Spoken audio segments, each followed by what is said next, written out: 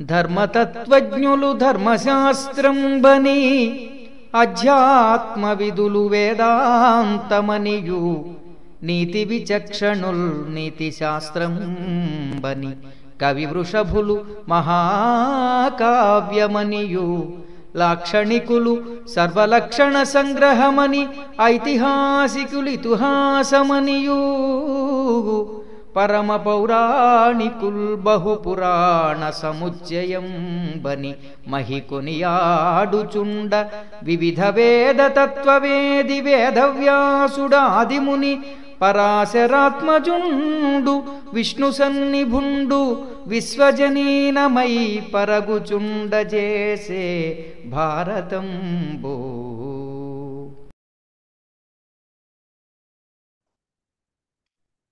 శ్రీ గురుభ్యో నమః.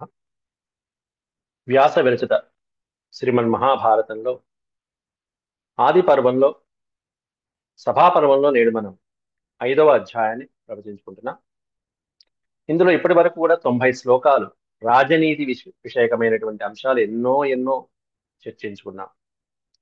నారద ధర్మజ సంవాదంలో నారదుడు ఇంద్రప్రస్థంలో ఈ మయసభకి వచ్చి ధర్మరాజుని ఎన్నో విషయాలు ప్రశ్నిస్తున్నాడు. కుశల ప్రశ్నలు అనేటువంటి నెపంలో చెప్తున్నటువంటి ఈ రాజనీతిని నేడు మన రాజకీయ నాయకులు కానీ, ప్రజలు కానీ, అధికారులు కానీ, మంత్రులు కానీ ఎంతో మంది అనుసరించి ఆచరించదగినటువంటివి ఇవన్నీ కూడా. ముందుగా దైవస్మరణ చేసుకుని నేటి ప్రవచనాన్ని ప్రారంభించుకుందాం. ఓం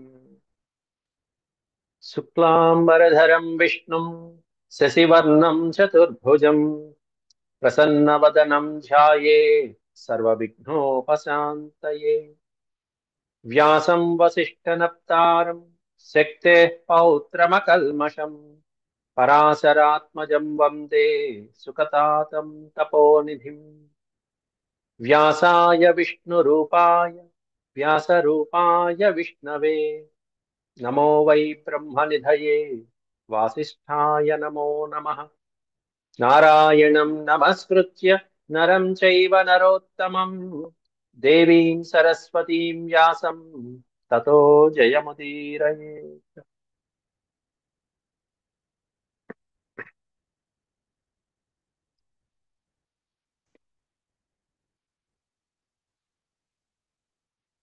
కచ్చిద్వౌ ప్రథమౌ యామౌ రాత్రే సుత్వా విశాంపతే సంచింతయసి ధర్మార్థౌ యామ ఉత్థాయ పశ్చిమే. 89వ శ్లోకం ఇది. నేను మనం చెప్పుకున్నటువంటి అంశం ఇది. కశ్చిద్వౌ ప్రథమౌ యామౌ, మొదటి 2 యామములు, రాత్రిలో ఉద్దేశించబడినటువంటి మొదటి 2 యామములలో సుత్వా విశాంపతే. మహారాజా, నువ్వు హాయిగా సుఖంగా నిద్రిస్తున్నావా? ఆ 2 జాముల్లో హాయిగా పడుకుంటున్నావా? అలాగే పశ్చిమే యామి, చివరి యామం ఏదైతే ఉంటుందో ఇది తెల్లవారుతుందనగా అప్పుడు ఏం చేయాలి? ఉత్థాయ పశ్చిమే యామ ఉత్థాయ ధర్మార్థౌ సంచింతయసి. చివరి యామం నందు అర్ధరాత్రి పూట లేచి దేని గురించి ఆలోచించాలంటే ధర్మార్థౌ సంచింతయసి. ధర్మార్థాలకు సంబంధించినటువంటి కార్యాలు ఏవైతే చేశారో అవన్నీ కూడా వాటి గురించి అన్ని ఆలోచిస్తున్నావా లేదా? అంటే ధర్మ అర్థ సంబంధమైనటువంటివి, రాజుకి ముఖ్యమైనటువంటి అంశాలు ఆలోచించవలసిన సమయం ఎప్పుడు అనేది నారదుడు ఇక్కడ మనకి తెలియజేస్తున్నాడు.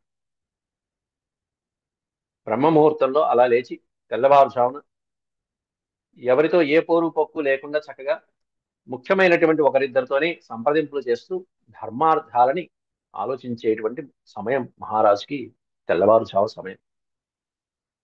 అప్పుడు లేవాలి. అంతేగాని బాగా పొద్దెక్కా కూడా 7 దాకా 8 దాకా అలా పడుకుని తొలేటువంటి వాడు కాదు రాజు. అందుకని నారదుడు అక్కడ సూచిస్తున్నాడు ధర్మరాజుకి, నువ్వు ఇలా ఈ విధంగా లేస్తున్నావా లేదా, లేచి ఈ విధంగా ఈ విషయాలు ఆలోచిస్తున్నావా లేదా అని అడుగుతున్నాడు. కచ్చిత్ దర్శయసే నిత్యం మనుష్యాన్ సమలంకృతః ఉత్థాయ కాలే కాలజ్ఞై సహ పాండవ మంత్రిభిః. ఆ ధర్మార్థాలకు సంబంధించిన విషయాలు ఆలోచించిన తర్వాత ఏం చేయాలి? చక్కగా స్నానాదులన్నీ చేసి చక్కగా సమలంకృత, అలంకారాదులన్నీ చక్కగా వస్త్రాలంకారాలు ఆభరణాలు అన్ని అలంకరించుకొని కచ్చిత్ దర్శయసే నిత్యం మనుష్యాన్, నిన్ను చూడగోరి వచ్చినటువంటి దర్శనీయానికి వచ్చినటువంటి నీ దర్శనం కోసం వచ్చినటువంటి వాళ్ళకి నువ్వు దర్శనం ఇస్తున్నావా లేదా? నువ్వు చక్కగా దర్శనీయమైనటువంటి అలంకారాలు చేసుకుని వాళ్ళకి చక్కగా దర్శనమిచ్చి వాళ్ళకేం కావాలో బాగోగులు చూస్తూ ఉంటే అప్పుడు రాజరికం. ఉత్థాయ కాలే కాలగ్నై సహ పాండవ మంత్రిభి, నీ మంత్రులతో పాటుగా ప్రజాక్షేమం కోసం తగిన సమయంలో, కాలగ్నై అంటే ఏ సమయంలో ఏం చేయాలని క్షుణ్ణంగా తెలిసినటువంటి వాడు చేసేటువంటి పని కాలగ్నుడు. అట్లా కాలాన్ని విభజించుకుని ఏ పనులు ఎప్పుడు ఎలా చేయాలి, ఎవరితో చేయాలి అనేవన్నీ చేస్తున్నావా లేదా అని చెప్పి ధర్మరాజును అడిగాడు నారదుడు. అలాగే కచ్చిత్ రక్తాంబరధరా ఖడ్గహస్తా స్వలంకృతా ఉపాసతే త్వాం అభితః రక్షణార్థమరిందమ, అరిందమ ఓ శత్రుమర్దన, ఓ మహారాజా, నీ రక్షణం కోసం అని చెప్పేసి ఇరువైపులా, నీకు ఇరువైపులా కూడా సేవకులు, సైనికులు ఉన్నారా లేదా?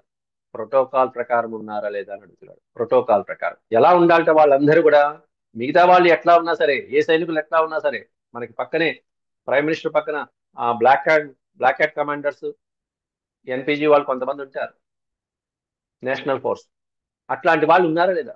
ఆర్మీ వాళ్ళకి ఎలా అయితే యూనిఫామ్ ఉంటుందో వీళ్ళకి కూడా ఒక యూనిఫామ్ కోడ్ చెప్తున్నాడు ఇక్కడ. రక్తాంబరధరాః, ఎర్రటి వస్త్రాలు ధరించినటువంటి వాళ్ళు, మహారాజు దగ్గర ప్రోటోకాల్ పాటించేటువంటి వాడు. అది కూడా ఎట్లా? ఖడ్గహస్తాః, ఆయుధాలు ధరించినటువంటి వాళ్ళై, స్వలంకృతాః, చక్కగా అలంకారాలన్నీ చేసుకుని రాజు దగ్గర ఏ విధమైన అలంకారాలు ఉండాలో అలా చేసుకుని కవచధారణులై, కిరీటము అలాగే ఆయుధములు ధరించి ఎప్పుడు ఏ సమయంలో అయినా సరే సిద్ధంగా ఉండటానికి, తన రాజు కోసం ప్రాణాలైనా అర్పించడానికి సిద్ధంగా ఉండేటువంటి సేవకులు ఎవరైతే ఉంటారో వాళ్ళందరూ నీ రక్షణ కోసం త్వాం అభితః ఉపాసతే. అభితః అంటే ఇరుపక్కల, ముందు వెనక ఇటు అటు, త్వాం ఉపాసతే, నిన్ను సేవిస్తున్నారా లేదా అంటూ ధర్మరాజుని అడుగుతున్నారు. త్వాం ఉపాసతే, ఉపాసనం అంటే సేవించడం. అట్లాంటి సైనికులు రక్షణగా నిన్ను సేవిస్తున్నారా లేదా?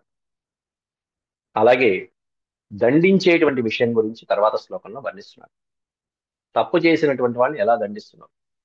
కచ్చిత్ దండ్యేషు యమవత్ పూజ్యేషు చ విశాంపతే పరీక్ష్య వర్తసే సమ్యక్ ప్రియేషు ప్రియేషు చ సమ్యగ్ అప్రియేషు ప్రియేషు చ. కచ్చిత్ దండ్యేషు యమవత్, దండించదగినటువంటి వాళ్ళు, తప్పు చేసినటువంటి వాళ్ళకి ఎలా కనిపించాలంటే యమవత్, యమధర్మరాజులాగా భయంకరంగా కనిపించాలట. పూజ్యేషు చ విశాంపతే, పూజనీయమైనటువంటి వాళ్ళకి, దీనులైనటువంటి వాళ్ళకి, మంత్రులకి, పండితులకి మొదలైనటువంటి వాళ్ళకి చక్కగా మహారాజులాగా, శాంతమూర్తిలాగా, ధర్మరాజులాగా కనిపించాలట. కచ్చిత్ దండ్యేషు యమవత్ పూజ్యేషు,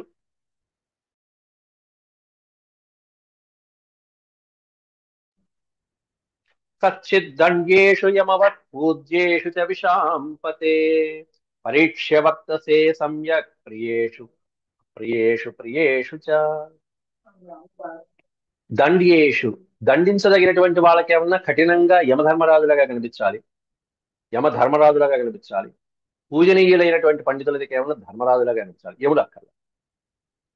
అసలే ధర్మరాజు శాంతమూర్తి, ప్రశాంతమూర్తి, అజాతశత్రువు. కానీ ఆయన కూడా అప్పుడప్పుడు తప్పు చేసినటువంటి వాళ్ళని శిక్షించవలసి వస్తుంది. అప్పుడు యమధర్మరాజు అలా కనిపించాలట. ఈయన ఎక్కడ కనిపిస్తాడు పాపం? ఎందుకు కనిపించడు? ఎవరనుకున్నారు యమధర్మరాజు? ధర్మరాజు యొక్క తండ్రే. ఇంకా కనిపించకుండా ఎట్లా ఉంటాడు? కాబట్టి యమధర్మరాజు యొక్క అంశే సాక్షాత్ ధర్మరాజు. అలా కనిపిస్తున్నావా లేదా? పరీక్ష్య వర్తసే సమ్యక్ అప్రియేషు ప్రియేషు చ. సమ్యక్ పరీక్ష అన్నారు. చక్కగా వాళ్ళని పరీక్షించి, అప్రియేషు ప్రియేషు అంటే ప్రియంగా ఉండేటువంటి వాళ్ళ పట్ల ఎలా ఉండాలి, అప్రియంగా ఉండే వాళ్ళ పట్ల ఎలా ఉండాలి, చక్కగా పరీక్షించి నిర్ణయాలు తీసుకోవాలి శిక్ష వేసేటప్పుడు కూడా. అది ఎట్లా కూడా అప్రియమైన వాళ్ళకి ప్రియమైన వాళ్ళకి కూడా సమానమైనటువంటి స్థాయిలో ఉండాలి ఆ దండన. ప్రియేషు అప్రియేషు, వీడు నావాడు వీడు పరాయివాడు అనేటువంటి పక్షపాత దృష్టి లేకుండా, ఈర్ష్య అసూయలు లేకుండా దండన అనేటువంటి సమానంగా చేస్తున్నావా లేదా? అలాగే కచ్చిత్ శారీరమాబాధం ఔషధైర్ నియమేన వా మానసం వృద్ధ సేవాభిః సదా పార్థాపకర్షసి. కచ్చిత్ శారీరమాబాధం ఔషధైర్ నియమేన వా. నియమాలు నిష్టలు ఔషధాలతో నీ శరీరాన్ని కృషింప చేసుకోవట్లేదు కదా. కొంతమంది ఉంటారు, ఉపవాసాలు ఉంటారు, జాగారాలు ఉంటారు, నియమాలు పెట్టుకుంటారు, రకరకాల నియమాలు పెట్టుకుంటారు. అట్లాంటి వాటితో నీ మనసుని కానీ నీ శరీరాన్ని కానీ పాడు చేసుకోవట్లేదు కదా. శారీరమాబాధం, శరీరాన్ని ఎక్కువగా బాధించడం లేదు కదా. ఎంతవరకు ఉండాలో అంతవరకు, ఏది కూడా శృతి మించకూడదు ఎప్పుడు కూడా. ఏది శృతి మించకుండా ఉన్నంత వరకు కూడా ఇంద్రియాలు చక్కగా ఉంటాయి. శృతి మించకూడదు, ఎంతవరకు ఉండాలో అంతవరకు. అది మానేసి ఇది మానేసా అనే అలవాట్లు అక్కర్ల. మానేయకుండా ఎంత తినాలో అంత, ఎంతవరకు ఉండాలో అంతవరకు, ఎంత విషయాలు సేవించాలో అంతవరకే సేవించేస్తే చాలు, ఇంకేం అక్కర్ల. అలా ఉన్నావా లేదా? అంతేకాకుండా నీ యొక్క వైద్యులు ఎలా ఉన్నారు నీ విషయంలో అనే విషయం అడుగుతున్నాడు. కచ్చిద్ వైద్యా చికిత్సాయాం అష్టాంగాయాం విశారదాః. నీ యొక్క వైద్యులు అష్టాంగాయాం విశారదాః, అష్ట అంగాలలో నిష్ణాతులైనటువంటి వాళ్ళు. 8 అంగాలు ఉంటాయి. చరక ధన్వంతరులు దీన్ని అష్టాంగ హృదయం అంటారు. ఈ అష్టాంగ హృదయంలో అష్టాంగాలు అనేటువంటి చెప్తారు. అట్లాంటివన్నీ నీ వైద్యులు తెలిసినాయా లేదా? కాయ చికిత్స దగ్గర నుంచి మొదలుపెట్టి, కాయం అంటే మన దేహం యొక్క చికిత్స, కాయ చికిత్స, బాల చికిత్స మొదలైనటువంటి చికిత్సలు. అంటే పిల్లవాడు పుట్టిన దగ్గర నుంచి కూడా వృద్ధుడైన తర్వాత చివరి దశలో వాత చికిత్స దాకా ఏవైతే ఉంటాయో ఈ 8 అంగాలు తెలిసినటువంటి వాళ్ళైన వాళ్ళ కాదా నీ వైద్యుడు? అన్నిటికంటే ముఖ్యం జనరల్ ఫిజిషియన్, కాయం చికిత్స. ఊర్ధ్వాంగ చికిత్స అంటారు, అంటే ఈఎన్టి మొదలైనటువంటివన్నీ ఊర్ధ్వాంగ చికిత్స. ఇట్లాంటివన్నీ కూడా 8 అంగాలతో కూడుకున్నటువంటి అష్టాంగ హృదయం, చరక, సుశ్రుత మొదలైనటువంటి వాళ్ళు అటు కాయముల గురించి కానీ, కొంతమంది సర్జికల్ డిపార్ట్మెంట్ ఉంటారు, సర్జరీ డిపార్ట్మెంట్, సుశ్రుతుడంతా కూడా అటువంటి విభాగాలు. ధన్వంతరి మొదలైనటువంటి వాడు, దీనికి ప్రధానమైనటువంటి పరబ్రహ్మ. ఆ పరబ్రహ్మ దగ్గర నుంచి ఆ ఆయుర్వేదము, వైద్య శాస్త్రం అంతా కూడా తర్వాత తరతరాలుగా గురు పరంపరగా వస్తున్నది. అట్లాంటి అష్టాంగ యోగంలో, అష్టాంగ విద్యలో నీ వైద్యులు సుశిక్షితులు అయ్యారా లేదా? కశ్చిద్వైద్యాః చికిత్సాయాం, నీకు చేస్తున్నటువంటి ఆ చికిత్సలో అష్టాంగాయాం విశారదాః, అష్టాంగాలలో నిష్ణాతులైనటువంటి వాళ్ళైనా కాదా నీకు చికిత్స చేయటంలో?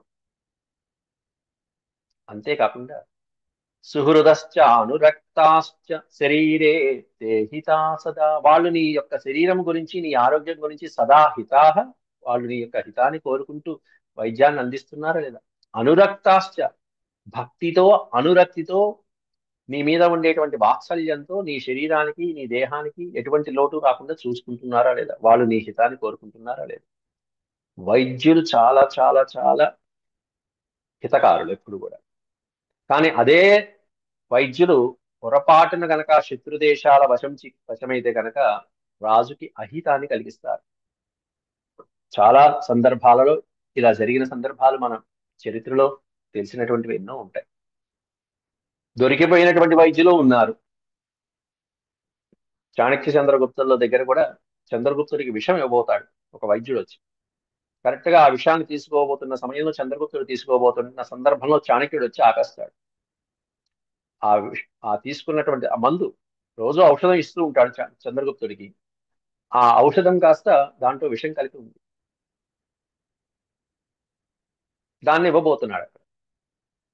అది చూశాడు ఇక్కడ ఈయన, చూసి వెంటనే ఆగిపోయాడు. ఒక్క నిమిషం.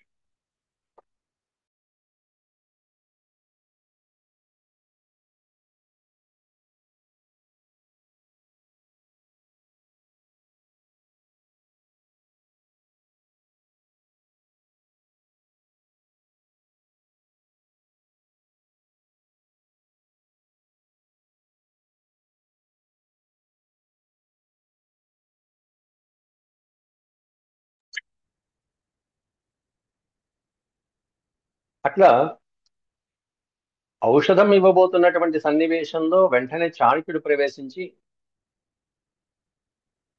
ఆ ఔషధం యొక్క రంగు మారి ఉంది.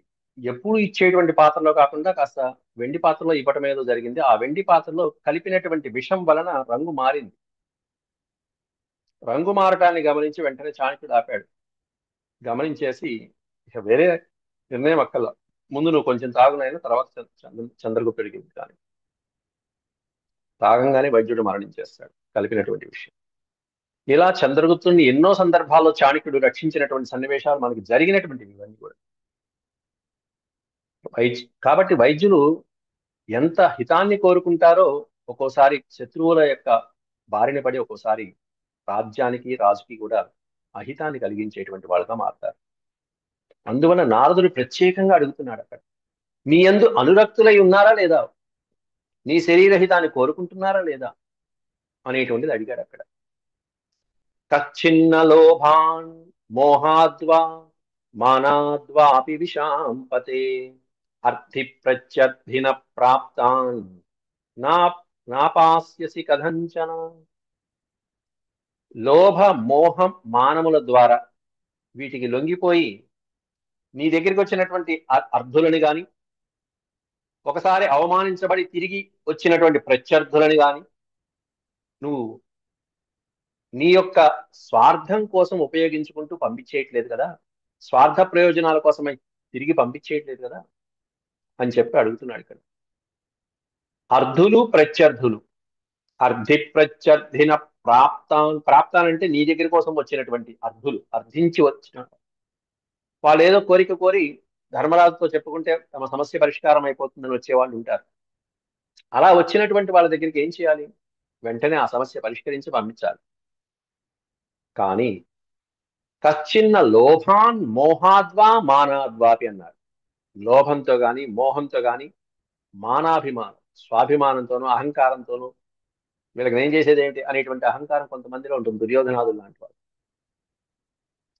అట్లా వచ్చినటువంటి వాళ్ళకి నువ్వు చేయకుండా పంపించేస్తున్నావా, అలా ఏం చేయట్లేదు కదా నాయన అని చెప్పి జాగ్రత్తగా ఉన్నావా అంటే పైన చెప్పిన దుర్లక్షణాలు నీలో లేవు కదా, రాలేదు కదా అన్నట్టుగా ధర్మరాజుకి నారదుడు కుశల ప్రశ్నలు వేస్తున్నాడు. కాబట్టి ఎప్పుడు కూడా ఈ మూడు ఉండకూడదు వాళ్ళల్లో. అలాగే కచ్చిన్న లోభాన్ మోహాద్వా విశ్రంభాత్ ప్రణయేనవా ఆశ్రితానాం మనుష్యాణాం వృత్తిం త్వం సంరుణాత్ శివై. ఆశ్రితానాం మనుష్యాణం, నిన్ను ఆశ్రయించినటువంటి మనుషులకి లోభాన్ మోహాద్వా విశ్రంభాత్ ప్రణయేనవా, లోభమోహాల వలన కానీ విశ్రంభం వలన కానీ లేకపోతే వేరే ప్రణయాల వలన కానీ ప్రేమాభిమాన వలన ఒకళ్ళకి తక్కువ ఒకళ్ళకి ఎక్కువ చూపించడం కానీ వృత్తింత్వం సంరుణాత్ శివై, నీ యొక్క వృత్తిలో ఎటువంటి మార్పులు తీసుకురావట్లేదు కదా, నీవు చేసేటువంటి చేష్టలు ధర్మ నిర్ణయాల్లో ఎటువంటి మార్పులు తీసుకురావట్లేదు కదా, అందరితో చక్కగా కలిసిమెలిసి ఉంటున్నావా లేదా, ఈ పైన దుర్లక్షణాలు విడిచిపెట్టేసి అని చెప్పి అడుగుతున్నా. అంతేకాకుండా కచ్చిత్ పౌరా న సహిత ఏచతే రాష్ట్రవాసినః త్వయా సహ విరుధ్యంతే పరైః క్రీతాః కథంచన. నీ నగరంలోని పౌరులు శత్రువుల చేత కొనబడలేదు కదా అని అడుగుతున్నాడు. కొంతమంది పౌరులు ఉంటారు, శత్రురాజులు డబ్బులు ఇచ్చేసి ఆ పౌరుల్ని ఆ ప్రజానాయకుల్ని కొనేసేసి రాజు మీదకి ఉసిగొలుపుతూ ఉంటారు. ఇప్పుడు జరుగుతున్న రాజకీయాలు చాలా వరకు అలాంటివి. అదే ఇక్కడ నారదుడు చెప్తున్నాడు. కచ్చిత్ పౌరా న సహిత, సహిత అంటే కూడుకుని. కొన్ని కొన్ని సంఘటనలు జరుగుతున్నాయి చూసారు, ఇప్పుడు వీధుల్లోకి వచ్చేస్తున్నారు వందలాది మంది వేలాది మంది ఒకేసారి సమూహంగా వచ్చేస్తున్నారు. ఒక రాజకీయ నాయకుడు అండ చూసుకుంటారు, వాళ్ళకి ధనము కావలసినటువంటివన్నీ వాళ్ళు ఇస్తారు, ఆ నాయకులు ఇస్తారు. వీళ్ళు వీధుల్లో పడిపోయి అన్యాయం చేసుకుంటూ దుబారా చేసేసుకుంటూ మొత్తం దుర్మార్గాలు చేసేసుకుంటూ వచ్చేస్తారు. అంటే ప్రభుత్వానికి విరుద్ధంగా రాజుకి విరుద్ధంగా ఎన్నో అరాచకమైనటువంటి దుశ్చర్యలు చేస్తూ వెళ్ళిపోతారు. అలా నీ దేశంలో జరగట్లేదు కదా అని అడుగుతున్నాడు నారదుడు. కశ్చిత్ పౌరా న సహిత ఏచతే రాష్ట్రవాసిన, తే రాష్ట్రవాసిన అంటే నీ రాజ్యంలో ప్రజలు, నీ రాజ్యంలోని పౌరులు అందరూ కూడుకుని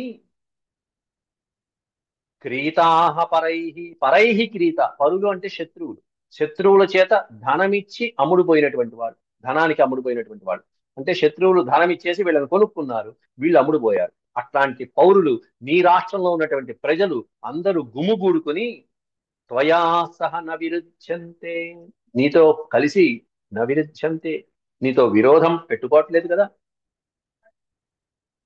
అని చెప్పి అడుగుతున్నారు. ఓ పక్కన భీమసేనుడు, ఓ పక్కన అర్జునుడు ఉండగా అసలు అర్జునుడు ఇట్లా నారదుడు ఇట్లా అడగచ్చా? ఏం ప్రశ్నలు అవి?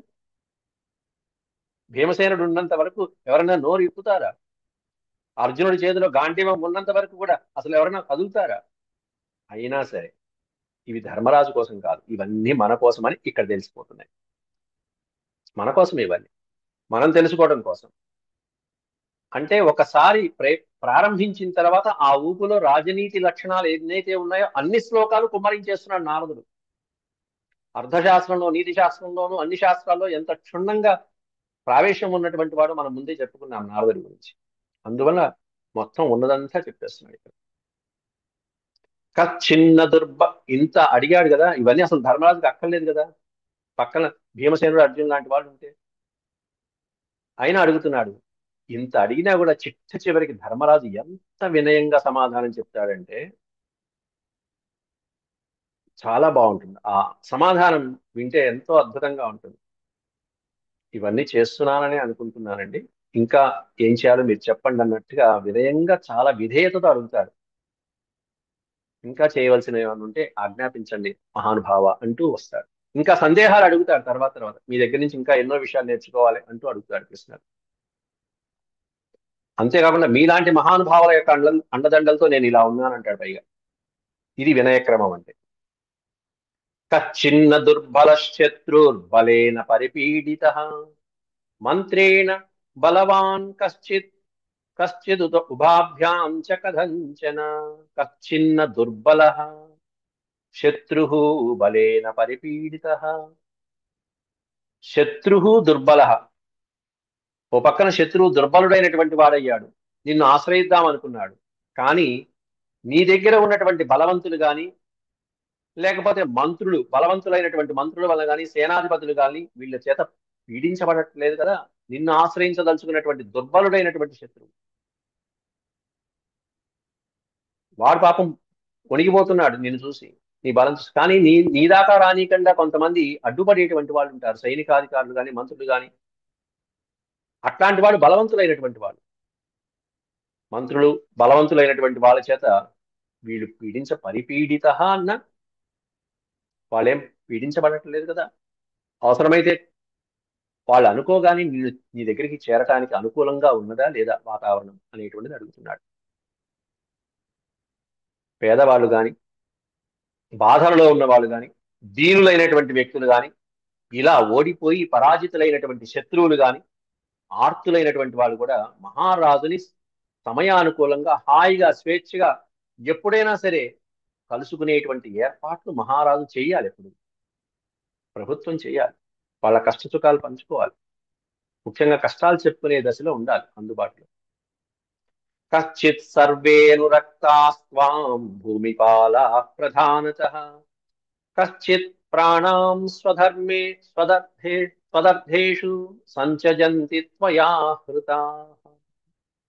కశ్చిత్ సర్వే అనురక్తాః త్వాం భూమిపాలాః.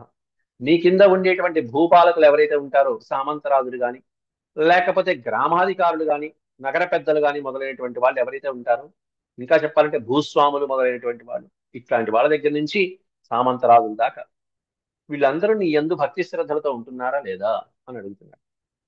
సర్వే అనురక్తాః. అనురక్తాః అంటే అనురాగం కలిగి ఉండటం, నీ మీద స్వామి భక్తి కలిగి ఉండటం. త్వాం భూమిపాల, నీ యందు ఉండేటువంటి ఆ ప్రజలు, ఆ భూమిపాలులందరూ కూడా, భూమిపాల అంటే రాజులే. ప్రధానత భూమిపాల అన్నాడు, ప్రధానమైనటువంటి అధ్యక్షులు, రాజులు, నీ కింద ఉండేటువంటి కేడర్లో ఉండేటువంటి వాళ్ళందరూ కూడా అనురక్తాః, నీ యందు అనురక్తులై ఉన్నారా లేదా. అవసరమైతే నీ కోసం వాళ్ళు దేనికైనా సిద్ధపడాలి, ప్రాణాలను ఇవ్వడానికైనా సిద్ధపడేట్టుగా ఉండాలి అంటూ రెండో పాదంలో వివరిస్తున్నారు. కశ్చిత్ ప్రాణాం స్వధ త్వదర్థేషు ప్రాణాన్ సంత్యజంతి. త్యజంతి అంటే విడిచిపెట్టడం. నీ కోసం అని చెప్పేసి అవసరమైతే వాళ్ళు ప్రాణాలు కూడా వదిలిపెట్టడానికి సిద్ధంగా ఉన్నారా లేదా? అట్లాంటి వాళ్ళని నువ్వు దగ్గర పెట్టుకున్నావా లేదా? వాళ్ళని విడిచిపెట్టకుండా ఉన్నావా లేదా? త్వయా కృతా. వాళ్ళని విడిచిపెట్టకుండా అట్లాంటి వాళ్ళని, స్వామి భక్తి పరాయణ్ణి నువ్వు దగ్గర పెట్టుకున్నావా లేదా? భూపాలుడు ప్రధానతః భూమిపాల అంటే చాలా ముఖ్యమైనటువంటి వాళ్ళు అట్లాంటి వాళ్ళు. కచ్చిత్తే సర్వ విద్యాసు గుణతోర్చా ప్రవర్తతే బ్రహ్మ బ్రాహ్మణానాం చ సాధూనాం తవ నైశ్రేయసీ శుభా దక్షిణాస్త్వం దదాస్యేషాం నిత్యం స్వర్గాపవర్గదాః. నిత్యం స్వర్గాపవర్గదాః. కచ్చిత్తే సర్వ విద్యాసు గుణతోర్చా ప్రవర్తతే.